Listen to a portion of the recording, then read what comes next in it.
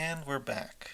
As a reminder, we are developing strategies for solving word problems. In this video, we'll be talking about what happens when we see the word or in our word problem. Let's start off with something about English that you might use, but not even know exists. Did you know that English has two different meanings for the word or? And you run into both of them when you go to a restaurant. You show up and the server asks you to order, and they say, "Would you like soup or salad with your meal?" Often when they ask that question, this is meant in an exclusive way. You're allowed to have a soup with your meal, you're allowed to have a salad with your meal, but you're not allowed to have both with your meal. Now, after you've ordered and you've had your meal, and you've had a good conversation with the people around the table, your server comes back and says, "Would you like coffee or dessert?" This is meant in an inclusive way.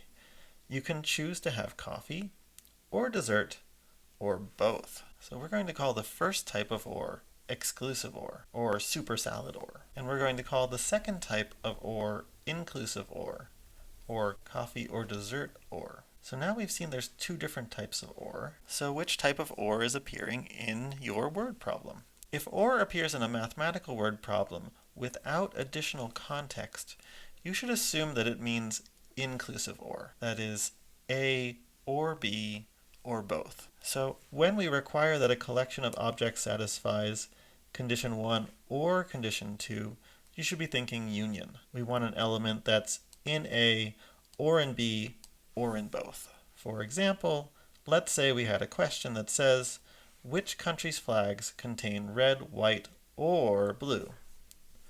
To answer this question, there are three sets.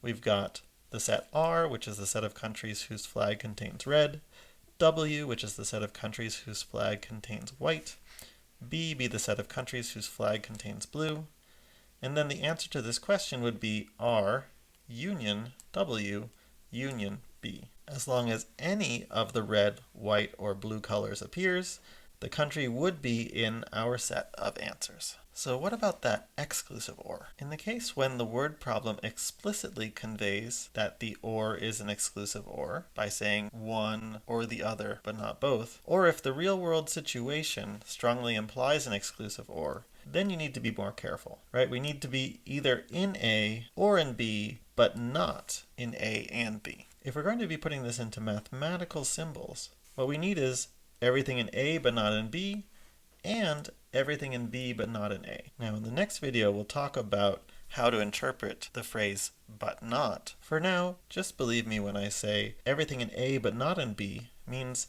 A set difference B, and everything in B but not in A is B set difference A. We want everything in A set difference B and B set difference A, and so we take the union of those two sets. An alternative way to look at this is the elements that are in these two half moons are everything that's in the union of the set minus the things that are in the intersection of the set.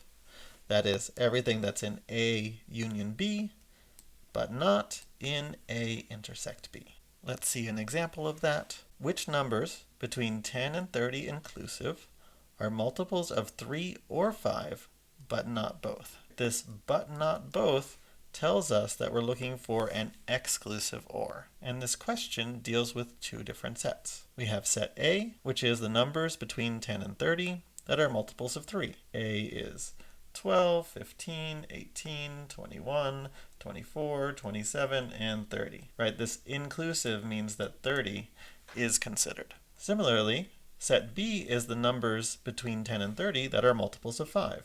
So we have 10, 15, 20, 25, and 30. And we want the elements that are in A or B, but not both. So there's two different ways to think about this. What's A set minus B? Everything in A that's not in B, 12, 18, 21, 24, 27. Union, everything that's in B, but not in A. So that's 10, 20, 25. And so the answer would be 10, 12, 18, 20, 21, 24, 25, and 27. Alternatively, we take the union of the two sets, 10, 12, 15, 18, 20, 21, 24, 25, 27, and 30. And we find the intersection of these two sets, which is 15 and 30, and we remove those elements. And the result of those two operations is the same. That's it for this video. See you soon.